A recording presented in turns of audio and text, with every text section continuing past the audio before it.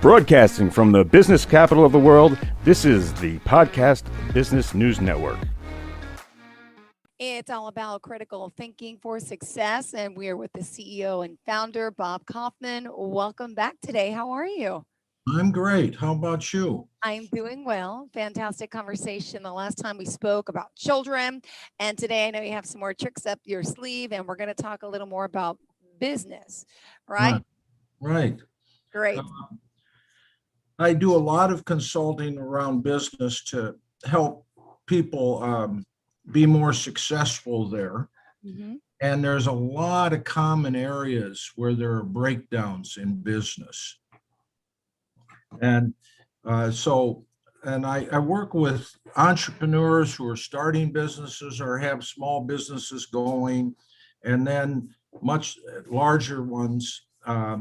So one of the things, so many people are in small businesses, and so I'll start there, because there's a lot of common things that occur. Some people, when they get started, if they're starting a partnership, if they're having somebody who's a partner, they say that the ship that goes down first is partnership. And some of the reasons for that is people get in and they don't really talk through their expectations and how are they going to really be in good partners with each other. And oftentimes people are uncomfortable to bring up uncomfortable topics, like, what are we each going to make in this? What are we going to be doing? How do we get compensated, and so forth. And so that is crucial conversations that people need to have when they're starting a business, especially if they're going into partnership. And the other piece is, if people go into partnership with a spouse or a relative, that's especially difficult. Okay.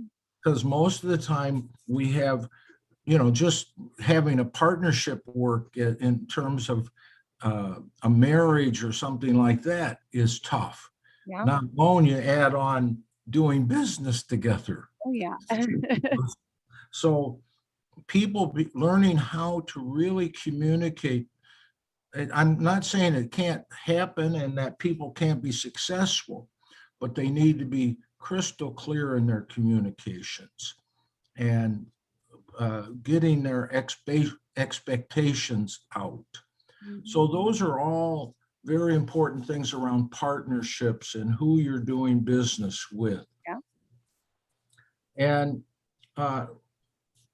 people, if they are friends and they're partners, they oftentimes are uncomfortable about talking about very important topics is how is this going to be? Then entrepreneurs often get in business because they're skilled at something and they're working in the business, they're doing it, and they're very good at it. But then they want to grow the business. Yeah. Well, lots of times they don't know how to hire people to bring them on to grow their business. And that hiring process is really critical. I see so many people will bring somebody on and it's a mistake because they haven't been clear on who do we need to hire, what qualities do they need to have, what expectations do they have, what expectations do we have of them. So there's a whole good process of hiring people. How do we select them and know that we're really going to be comfortable and they're going to work out well. So oftentimes we'll work with businesses about their hiring process, because most people are not good at knowing how to hire people. Uh-huh. And then the second thing is, once you hire them, what do you do with them? Yeah. And how do you orient them to the business and help them understand what their roles are going to be. Lots of times I see people come on and about the only orientation they've gotten is where is the bathroom? That's about, and then they wonder why they're not doing the job. Yeah. And I hear employers say, well, they should be able to, it's common sense. And I say, common sense is not very common. Mm-mm. And so oftentimes the employer knows how to do something, but they don't know how to break it down into all its procedures and aspects so somebody else can do it well. Got it. Okay. And so oftentimes, what are you dumb? It's so easy. But yeah, it's easy for them because they've been doing it for years, Uh-huh. And so the employer thinks, well, this person doesn't really want to work, and the employee's thinking, what kind of jerk is this that I'm working for? And then so helping the employee learn to do it. And the employer oftentimes as he gets employees and doesn't have to be so involved in daily activities, he doesn't quite know what his job is. True. And so working on how he works on the business rather than in the business is very crucial. And I have a president of a company, not a huge company, they probably about under 10 million in sales. He's still driving a truck around to his different crews delivering things. I said, you're doing that you can get somebody for $15, $20 an hour to do that. But it's what he's familiar, what he's comfortable with. And he's not necessarily that comfortable in going out and meeting with the kind of people he should be meeting with to build his business further. And so it's helping the entrepreneur move from being in the business to working on the business is a really crucial thing for business success. Mm-hmm. And then another big thing that happens in business is there's often gossip.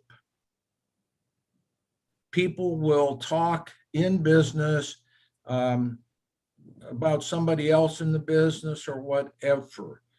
And it ends up being very destructive to businesses. It really hurts relationships. Mm-hmm. And some people will gossip or whatever because they're trying to make somebody else look bad or something like that.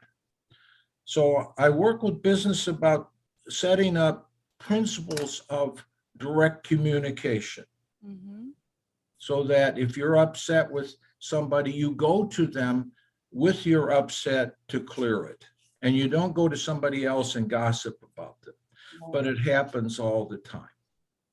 Have you ever seen that happen in business? Oh my goodness. I used to be a television reporter for, and I'll just say it, I don't care, for this specific network, for CBS. And there was, someone in particular I heard rumors they were talking about me and my work. And so I eventually just went over to confront them. You could tell kind of right away when someone's denying, I didn't say that. And I'm like, well, maybe it came out a certain way, but this has gotten back to me now more than one time. So let's just talk about it. If you think I'm not doing something up to par with how you would do them or what, explain it to me. You know what? You're more knowledgeable in this field. Tell me then, you've been here longer than me. I don't mind. So it was awkward, but the awkwardness, I'm glad I finally confronted her, became better. And we worked it out and everything's fine. And now there's nothing bad to say about that person at all. But I was upset, but I'm glad we communicated better about it. Yes. Right. Yeah. And if people don't get that clear, you can see how it would hurt an organization. Oh, absolutely. Right. And I don't know what it was like when you were growing up, Jill, but did you, did people? Oh, Bob, we just lost you. You're frozen. You said, do people, and you're still frozen. I'm so sorry. I don't know if you can hear me or see me, Bob, but you are frozen. I can hear you. There you go. You unfroze. So all I heard was, I want to know. You said about growing up. You don't know what it was like for me, and you paused. So repeat the question. Well, was there indirect communication in your family? Would somebody gossip about somebody else? Yeah, because we learn that when we're growing up. Yes, horribly. My mom about my aunt about my, yes, yes. Yeah, it's the drama triangle. Somebody's the persecutor, somebody's the victim, and somebody's the rescuer. Yeah. And it goes round and round and round. And nothing ever gets resolved about it. And I mean, if I'm talking to you about somebody else, it looks like I'm in positive relationship with you, but I'm really not. I'm in relationship with you about a gossip rather than us getting to know each other better. And one of the things that happens in businesses so much is this gossip. It's like throwing sand in the gears of business. And so I usually recommend to a business to have the principle of direct communication. And then the rules from that is I don't gossip and I don't listen to gossip. If somebody comes to me about somebody else, I say, sounds like you have an issue with them. You can talk to me if you want to get clear so you can talk to them. But I don't want to hear gossip if you're not going to go talk to them. In fact, I'm going to let them know you have an issue you need to talk to them about. And it really starts clearing up the gossip.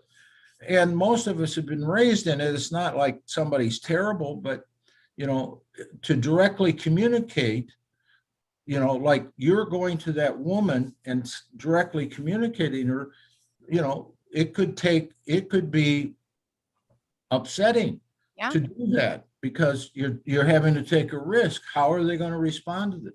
Well, direct communication is more stressful, but once we can do it, it really helps. Yeah, I agree. It's amazing, not the regular good old gossip. It carries into the workplace. You would think in a business establishment, things would be a lot more professional, but I'm sure you've been in situations where this has happened. Is it every place that you've worked or the people that you help out, you find this a lot? There's a lot of this type of banter around the offices. Absolutely. And it's how they relate to each other without truly being vulnerable with each other. They do it at somebody else's expense. And some people actually do it as a strategy to undermine somebody else in order to beat them out or something like that. But the indirect communication is really difficult. Now, the other area, I spoke a little bit about being able to tell an employee what to do. The ability to delegate things and break things down so that somebody else can do it is a real important skill. And it empowers people to come along and really develop in their profession.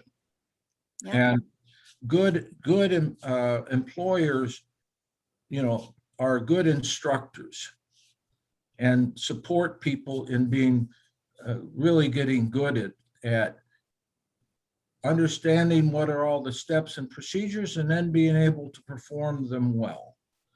And employers knowing how to do that, employees like working for them and they get great results from their employees then. And lots of people have trouble breaking that down. And if they do, they should be asking somebody, help me break this down. What all am I doing, And so Another thing that I've also noticed a lot of time are I've run into a lot of people, women especially, but others, where they do a great job and then somebody takes credit for what they've done. Have you ever seen that? You know? Yes. Yes. I just don't understand that, but yes, it has happened. I've seen that before for sure at another job of mine. Yeah. Well, and it's very disheartening, and oftentimes you lose people that way. So being able to give people credit and let them know you appreciate their work is really important. I had a while ago a story of a CEO of a business, and he was very egotistical. And in the structure of the business, his salespeople, if they brought in lots of business, could make lots of money. And he had this one salesman who was doing great, ended up making more money than the CEO. Whoa. And the CEO was upset because it was like, and he cut the guy's commission. Mm-hmm. So he couldn't make as much as the CEO. And you know what happened? The guy left. And not only left, went to the competitor. Oh. And so this guy, out of, his ego, hurt himself and his company big time. Rather than thinking, well, I hope he makes more money because that just brings more money into the business and will help me in terms of salary. His decision, some people make some pretty dumb strategic decisions in business that really hurt the business. So those are things that, the other thing is, like with COVID, it changed business. I'm sure it changed what you do. Is that? Well, yeah. I was also working. It's funny because I was working part-time doing sales at a local hotel. And I was excited my first sales position because I've been in the television radio world for years and I kind of like this and, have kids. So it's a little, well, I got let go with COVID, right? After the first 2 months I started, and I said, now what am I going to do? I just thought I was going down a different career path and I wanted to learn sales since communication is what I'm really good in a sense, but I haven't worked in there. So they were giving me an opportunity. Gone. But then I got this. So I'm happy to be doing the podcasts and some of the Zooms. So I'm very thankful. I love people, love talking to people and meeting people. But yeah, COVID affected, how many of us in business and places of employment? Yeah. And when it's unfamiliar, lots of people have trouble stepping into the unfamiliar. It scares them so much. Mm-hmm. So some people are actually prospering it with all of what happened with COVID, and other people are, really in bad shape. And so when there's changes, companies need to be able to adapt. Yeah. And learning to go put a good plan together and go into the unfamiliar is very important to be able to do that. Yeah. And lots of people are afraid of it. They go away from it. And a lot of them get depressed and, they shut down when, in a crisis, hey, there's usually lots of opportunities there also. Yeah. And in most crises is when the biggest innovations occur. Because we have to, we've been doing this familiar, but hey, we have to do something very different here. People working from home, one of the biggest things, doing these Zoom virtual calls became the thing of it was uncommon, but still was done. But then everyone had to learn this virtual world, right? Right, absolutely. And just look at what Zoom did. Yeah. It's like, they took the opportunity and created a software that worked really pretty well for people. And, they're prospering during this time. So and a lot of times you'll see companies that are really on the cutting edge at their time, but then it gets familiar and so if you look at Sears, Roebuck and Company, they were selling through catalogs all over the country. And they didn't just have to have stores. People would get on their catalog and order and everything like that. Well, they could have become Amazon easily. Yeah. But they didn't. And pretty soon you hardly ever saw the catalog, and they weren't doing much online. And look at where Sears is now, while Amazon's taken off. And so, having innovation, being able to do new things is crucial. Okay. But anything like that scares us. Just don't let your fears stop you. Yeah. Fears are good guides for us. Bob, were you always doing these Zooms type of virtual conferences though before COVID hit? So were you like a pioneer when it came to this, or no? No, not me. I had so many clients that I was seeing. There are a lot of things I wanted to get into, Yeah. and I didn't because prior to COVID, I had discovered how to treat post-traumatic stress with my biofeedback, and I was seeing 60 clients a week. Wow. 6 days a week. I was like, COVID came, it sort of helped me because now I only do about 35 to 40. Wow. So, but I enjoy Zoom. I enjoy I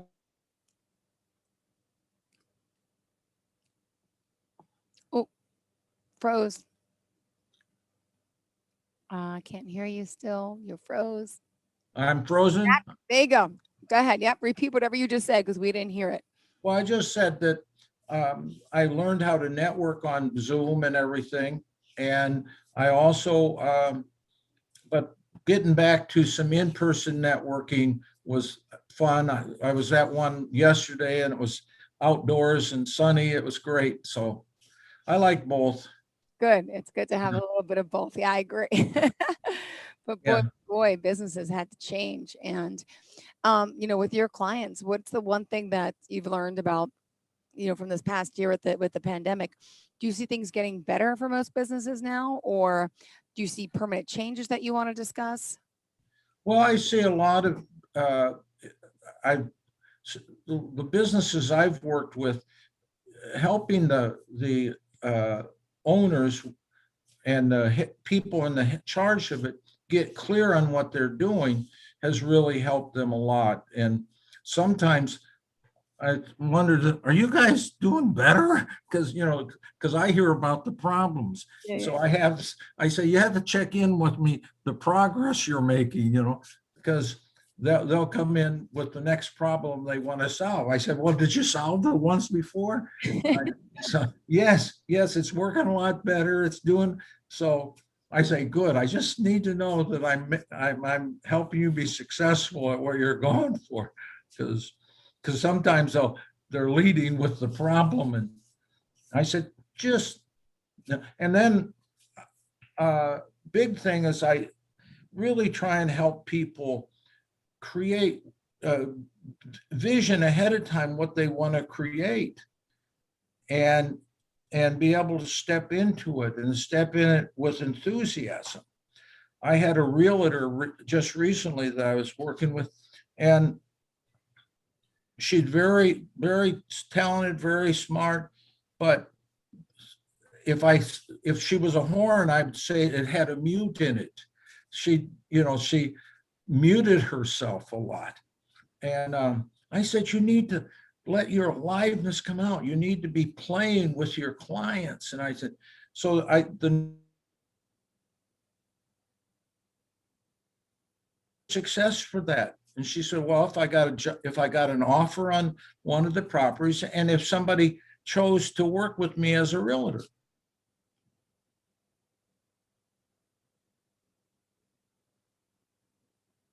Bob, I lost you again.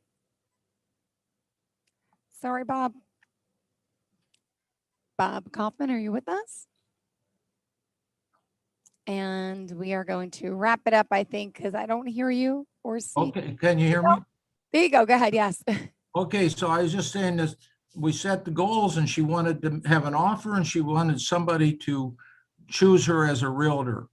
And I said, go fully into it. She called me later and I said, how's the day? Fantastic. I got 4 offers. I got 2 people wanting me as their realtor. And I said, did you have fun? She said, oh, I had a blast. So it was getting people to see work as play you get paid for. And you need to make it that way. So, and to tell us about you, where we could find you, criticalthinkingforsuccess.com, and how people can reach out to you with questions. You are an amazing problem solver, consultant, trainer, and so much more. So please.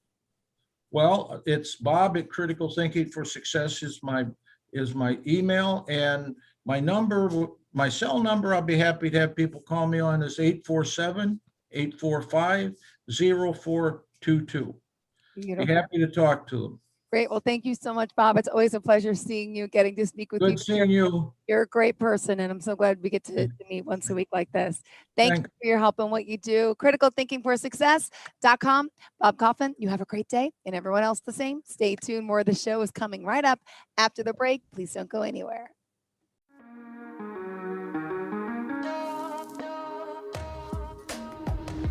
Broadcasting from the business capital of the world, this is the Podcast Business News Network. For nearly 2,000 severely injured veterans, everyday life has become filled with barriers.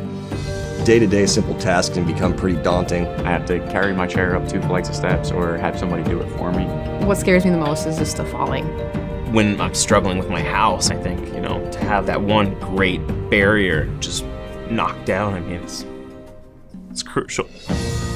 Home for Our Troops is a wonderful nonprofit that builds a mortgage-free, fully adaptive, handicap-accessible house. And there's no catch. It'll be our very first home that we've ever owned. This is a game changer. This is where your life begins again. We need you to join us in completing this important mission. Please visit hfotusa.org and help build homes and rebuild lives. Because of you, everything's going to be okay.